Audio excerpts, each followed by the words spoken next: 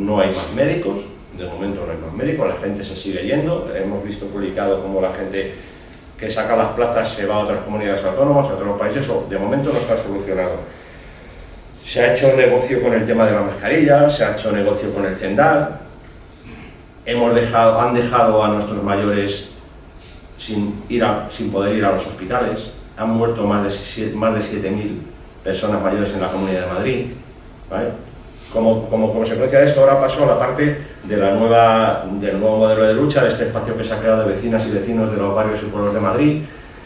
Comienzan las movilizaciones, estoy hablando empezaron las movilizaciones en los barrios y empezó en el 2020 en Carabanchel, en el Centro de Salud de Abrantes. En agosto de 2020 no había ningún médico, o sea, no tenían absolutamente ningún médico. Y llevan en Carabanchel desde agosto de 2020 hasta ahora manifestándose todos los jueves, o sea, llevan más de 2 años y medio, más de 2 años y medio manifestándose, en agosto ahora 3 años. Luego con el tema con este tema de la primaria, pero también sobre todo con el tema de los SWAP, que llevaban 2 años y medio, 2 años cerrados, empezamos a movilizarnos en más barrios. No voy a entrar, pero por ejemplo yo participo en Villaverde y empezamos precisamente con este tema. Al final de esta lucha conseguimos que se abrieran los SWAP, ¿vale? Porque anunciaron que lo cerraban, conseguimos que se abrieran los SWAP, pero como ha dicho él, sin dotación, con lo cual no nos sirve para nada, la gente sigue yendo. Hemos estado acampados hace 15 días en Villaverde otra vez y ha habido médico un solo día nada más, el resto de los días no había médico. Ya digo, hemos hecho desde este espacio, exactamente igual que el anterior, que pasó en el 2012, con un modelo de organización, sin siglas, intentando agrupar a todos los colectivos y plataformas y que participara todo el mundo.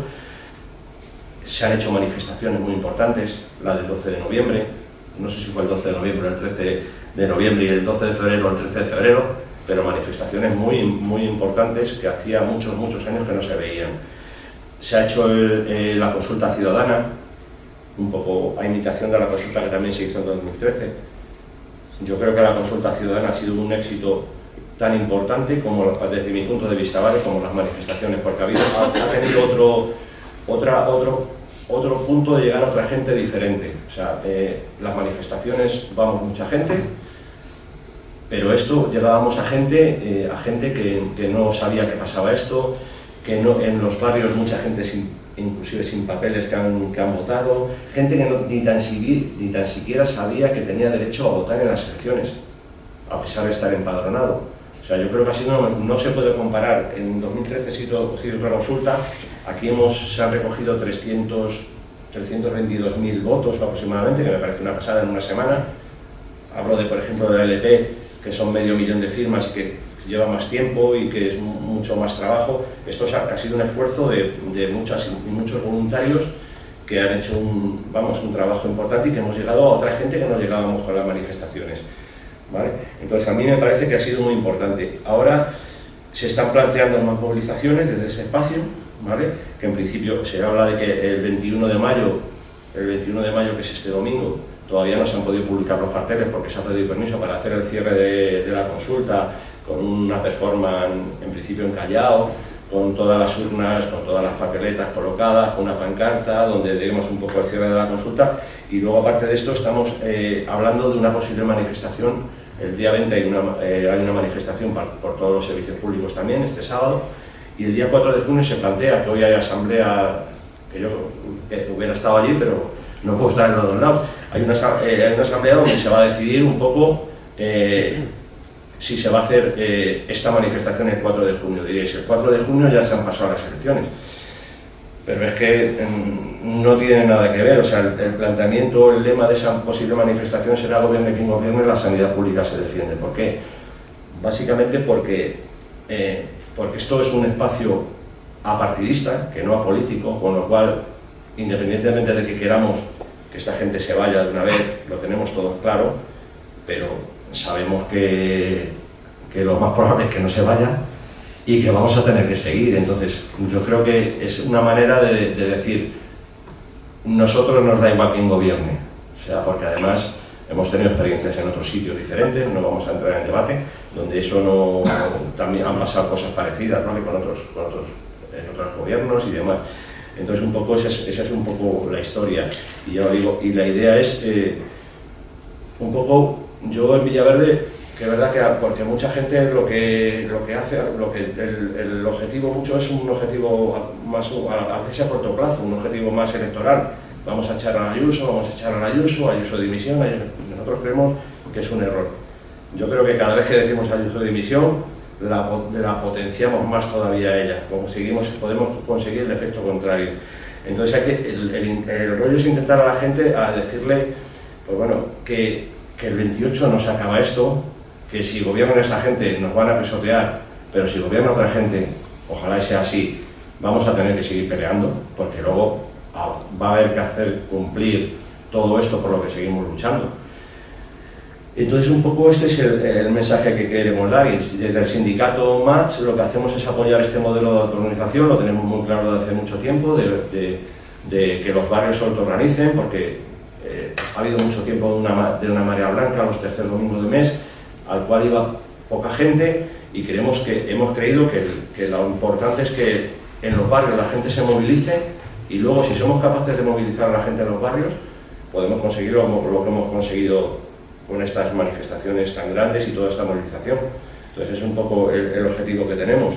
Y ya os digo, pues eso, poco más, porque José, no voy a hablar de privatizaciones porque le ha dicho otra vez, pero yo creo que ese es el objetivo, y buscar sobre todo eso, que en los barrios la gente se siga autoorganizando con todos los colectivos, con toda la gente que quiera participar, y que creamos, sobre todo, lo más importante de toda esta movilización, a diferencia de, por ejemplo, del 2012, ¿vale?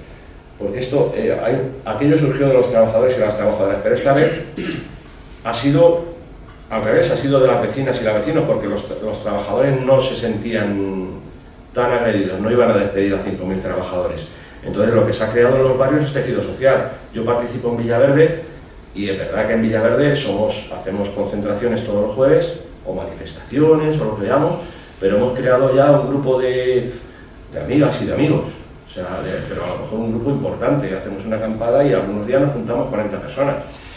Entonces es un poco, es verdad que no es lo mismo Villaverde, no puedo decir que las situaciones ni son las mismas, ni la ciudadanía es la misma, ni a lo mejor tampoco, no sé, tampoco tiene las mismas carencias, lo digo. Allí, por ejemplo, en el Centro de Salud de Los Ángeles hemos estado de una plantilla de 24 facultativos, han faltado prácticamente siempre 8 o 9, y pediatras a lo mejor de 3 o de 4 había una solamente, con lo que decía él, 1 millón y pico de personas sin médico asignado y sin pediatra. Entonces la idea es esa, seguir luchando en ese sentido, y nosotros vamos a apoyar esa forma de lucha. Estaremos en todo lo que sea autoorganización y en todo lo que sea movimiento ciudadano. Y nada más, gracias. Muchas gracias, Luis. Bueno, ya por último, Cristina Dobén Colavide nos va a hablar de salud mental. Es psicóloga especialista en clínica, trabajó en el Centro de Rehabilitación Infantil Paideia de Apansa, Alcorcón, desde abril de 1981 hasta junio de 1990. Tiene formación desde psicoanálisis a filosofía, fue docente del Seminario de Niños y Adolescentes hasta el año 2007, y en la actualidad, y desde el año 90, trabaja en consulta privada. Gracias. Bueno, pues yo voy a hablar un poco del tema de la salud mental, y bueno, tiene muchas cosas que han salido tanto por parte de mis compañeros de mesa, y bueno, la salud mental está en este momento incluida dentro de la sanidad pública universal y gratuita. Aunque es un término para mí muy controvertido, vamos a partir de él para hablar de que, en el sentido de que la salud mental sería como que la persona tiene un sufrimiento psíquico, un conflicto que puede manifestarse de diferentes formas. Puede manifestarse por desvitalización, desgana, ansiedad, culpa, agresividad, falta de apetito, cansancio, y bueno, generalmente cuando la persona siente estos síntomas, pues acude a su médico de familia, a su médico y si tiene bueno, el tiempo suficiente, pues o lo deriva o generalmente le prescribe una medicación antidepresiva o con ansiolíticos, y si ve que es una patología más grave, o sea, un trastorno más grave, pues lo deriva al centro de salud mental. Hoy en día hay un acuerdo general que ante cualquier sufrimiento psíquico existe lo que los neurocientíficos llaman unidad somática del comportamiento. ¿Qué quiere decir esto? Bueno, pues que lo psíquico y lo somático, el cuerpo y la mente, pues se retroalimentan y es muy importante, no solamente somos química cerebral, biología, sino también son muy importantes las condiciones sociales y el entorno donde vivamos. Como ya veremos, las condiciones de nuestra sociedad actual, pues la verdad es que lo que se está viendo es que sobre todo las condiciones laborales y una serie de condiciones muy importantes de lo que estamos viviendo en nuestra sociedad están influyendo de una forma impresionante, no solamente el COVID, la pandemia, o sea, toda la pandemia, pero sobre todo, bueno, pues se está dando mucha importancia a las condiciones laborales que la persona tiene.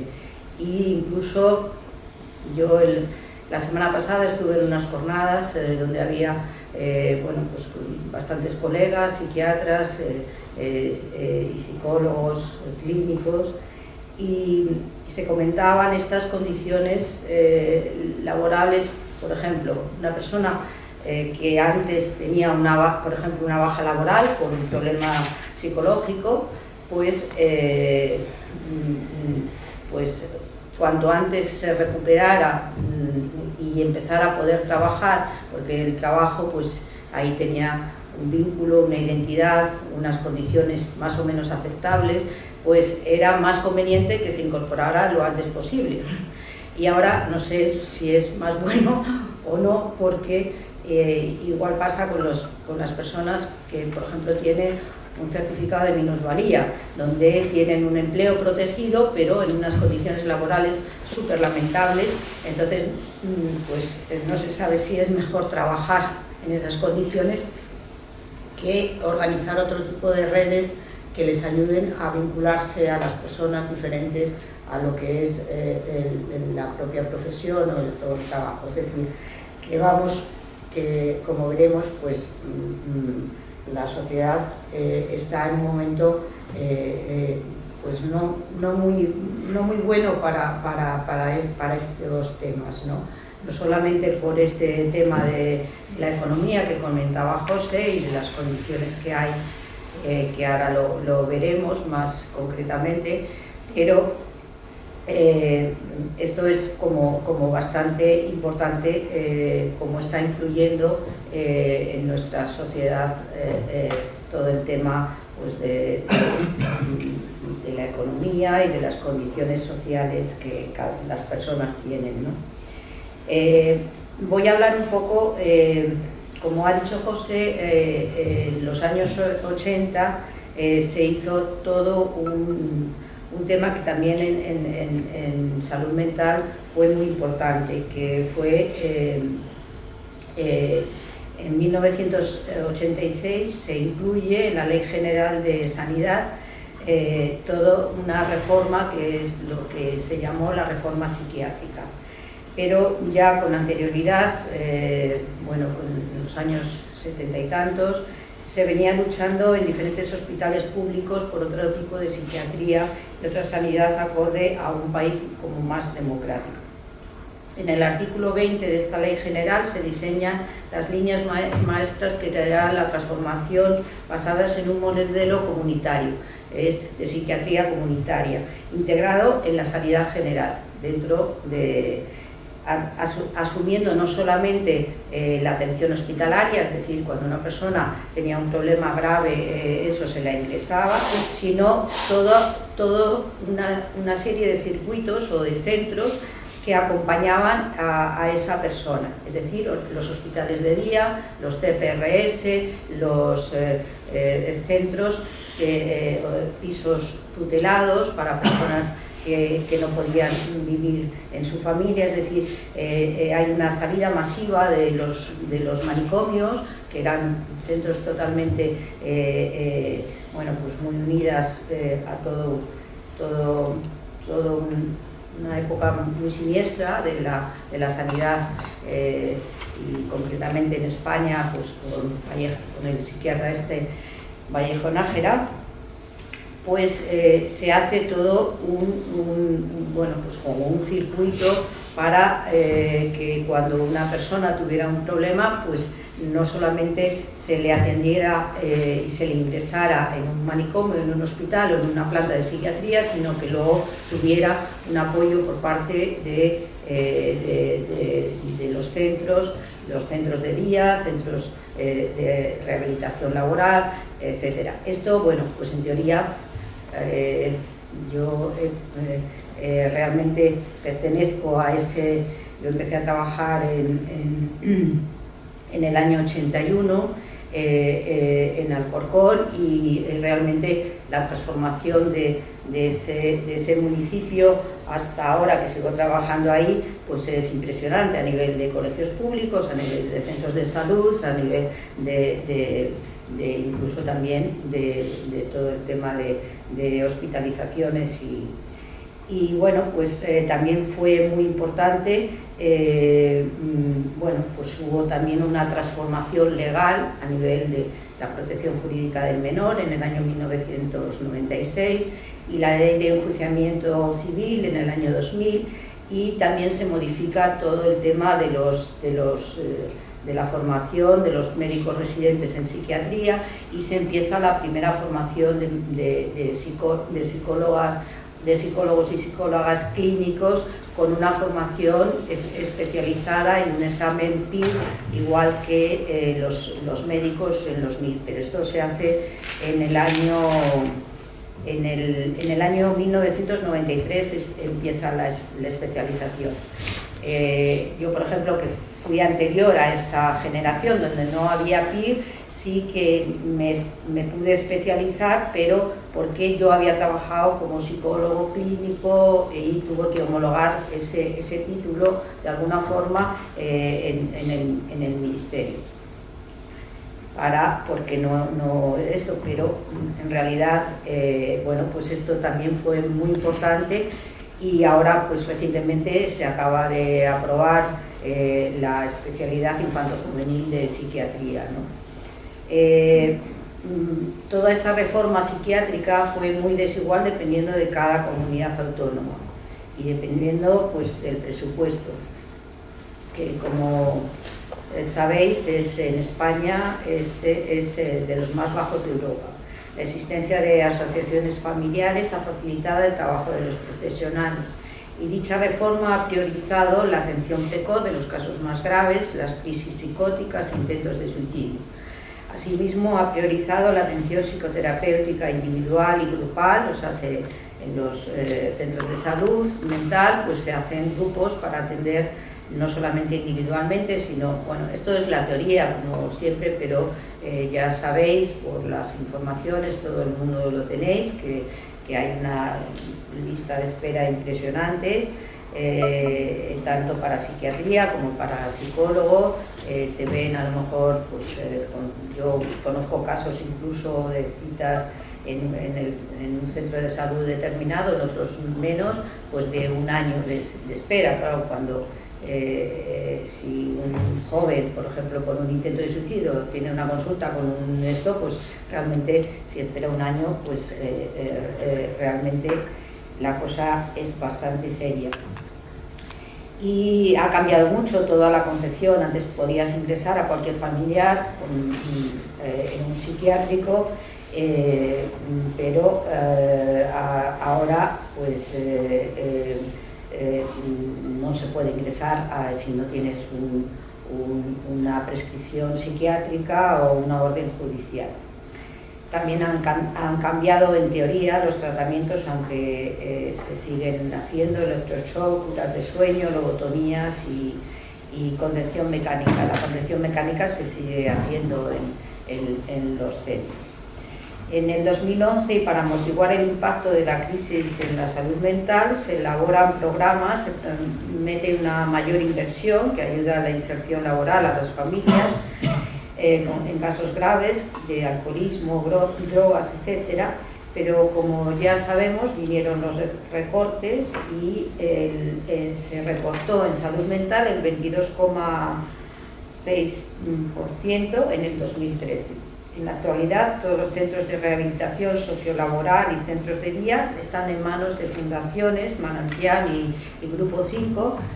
Son fondos buitre que cambian de mano, donde priman la rentabilidad de los bajos salarios, la discontinuidad laboral y la presión asistencial en detrimento de la calidad asistencial. Esto es un problema gordísimo.